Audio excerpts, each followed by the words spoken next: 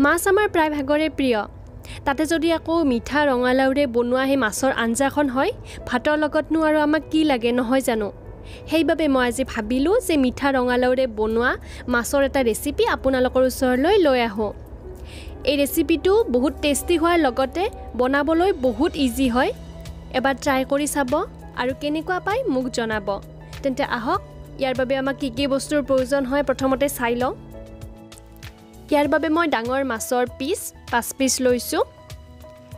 medium বাটিৰে 2 বাটি ইয়াতে ৰঙালাউ লৈছো ডাঙৰ ডাঙৰকৈ কাটি লৈছো মিহিকৈ যদি ৰঙালাউখিনি কাটি লয় আপুনি আঞ্জাখন বেছি গোটা হৈ পৰে সেইবাবে মই ডাঙৰকৈ কাটিছো আপুনি মিহিকৈও কাটিব পাৰে এটা পিয়াজ দীঘলে দীঘলে কাটি লৈছো ইয়াৰে পিছতে আদা নহৰু পেষ্ট 2 চামুচ লৈছো দুটা কেঁচা জলকীয়া লৈছো দুখিলা তেজপাত লৈছো আৰু অকণমান পাঁচফোৰণ লৈছো আধা চামুচতকৈও কম জিৰা গুৰি আধা চামুচ লৈছো সৰু চামুচেৰে ইয়াৰ পিছতে হালধিৰ গুৰি 2 চামুচ লৈছো আৰু নিমখটো আপুনি সোৱাদ অনুসৰি ল'ব সৰিয়হৰ তেল মই ইয়াতে এটা কাপৰ 3 ভাগৰ এভাগ লৈছো আৰু অকণমান ধনিয়া লৈছো মানে এমুঠিমান ধনিয়া ললেও হৈ যাব প্ৰথমতে মই কেৰাহীটো অকণমান গৰম হ'ব দিছো আৰু তাৰ পিছতে গুটে তেলখিনি দি দিছো তেলখিনি একেবাৰে ভালদৰে গৰম হ'ব দিব হাই ফ্লেমত তাৰ পিছত গেছৰ ফ্লেমটো মিডিয়াম কৰি হালধি গুৰি 1 চামুচ আৰু নিমখ 1 চামুচ ইয়াতে দি দিব এতিয়া সাৱধানে কেইছেকেণ্ডমান পিছত ইয়াতে এপিছকৈ মাছখিনি দি দিব গেছৰ ফ্লেমটো মিডিয়াম ৰাখিব গুটেখিনি মাছ দিয়াৰ পিছত এটা সাইড ভালদৰে ৰঙচুৱা পৰালৈকে 1.5 মিনিটমান সময় ৰাখি দিব 1.5-2 মিনিটমান পিছত মই আনটো সাইডো এনেকুৱা ধৰণে উলুটাই দিছো যাতে আনটো সাইডো ভালদৰে সিজি উঠে লগতে ৰঙচুৱা পৰে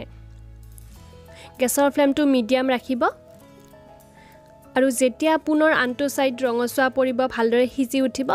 আপুনি মাছখিনি প্লেট এখনত উলিয়াই ল'ব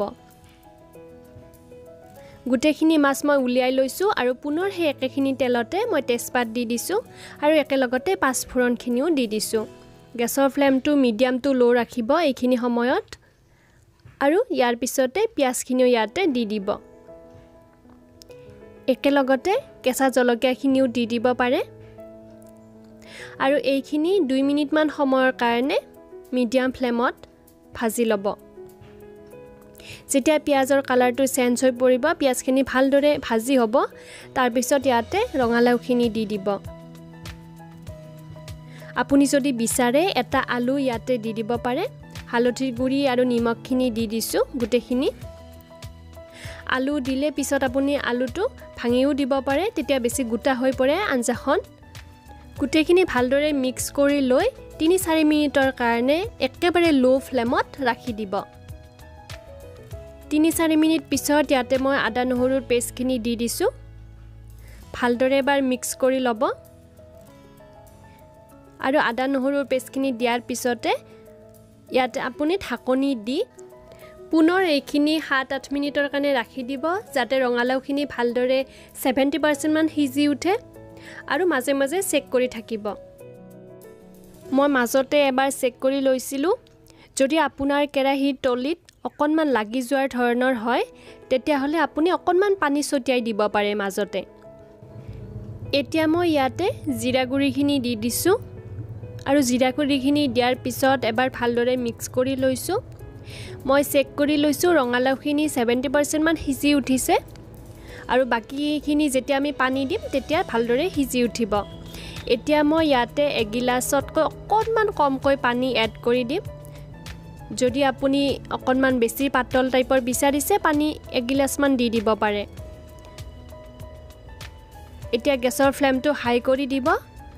আৰু যেতিয়া এনেকুৱা ধৰণে ভালদৰে উতলি উঠিব তেতিয়া ইয়াতে মাছখিনি দি দিব মাছখিনি দিয়াৰ পিছত এবাৰ লৰাই পুনৰ ঢাকনি দি লো টু মিডিয়াম ফ্লেমত 3-4 মিনিটৰ কাৰণে ৰাখি দিব 3-4 মিনিট পিছত আপুনি চাব ৰঙালাউখিনি ভালদৰে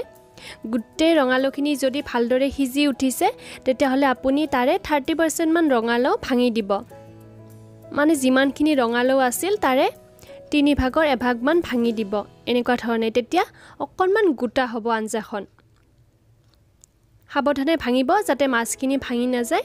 এতিয়া মই ধনিয়াখিনি দি দিছোঁ ইয়াতে যদি আপুনি বিচাৰে অকণমান কাসুৰি মিঠিও দিব পাৰে বা অকণমান গৰম মছলাও দিব পাৰে কেতিয়াবা কিছুমান ৰঙালাও সিজোতে অকণমান পলম হয় গতিকে আপুনি তেতিয়া পানীটো অকণমান বেছিকৈ দি অকণমান বেছি টাইম সিজাই থাকিব আঞ্জাখন বনোৱা হৈ গ'ল এতিয়া গেছটো অফ কৰি দিছোঁ আৰু ঢাকনি দি কেইমিনিটমানৰ কাৰণে ৰাখি দিছোঁ যাতে ধনিয়াৰ ফ্লেভাৰখিনি গোটেই আঞ্জাখনতে আহি যায় ভিডিঅ'টো চাই যদি ভাল পালে তেতিয়াহ'লে লাইক কৰিব শ্বেয়াৰ কৰিব নিজৰ ফ্ৰেণ্ড আৰু ৰিলেটিভক আৰু বনাই পৰিবেশন কৰি কেনেকুৱা পালে মোৰ কমেণ্ট বক্সত জনাবলৈ নাপাহৰিব তেতিয়াহ'লে আহিছোঁ ধন্যবাদ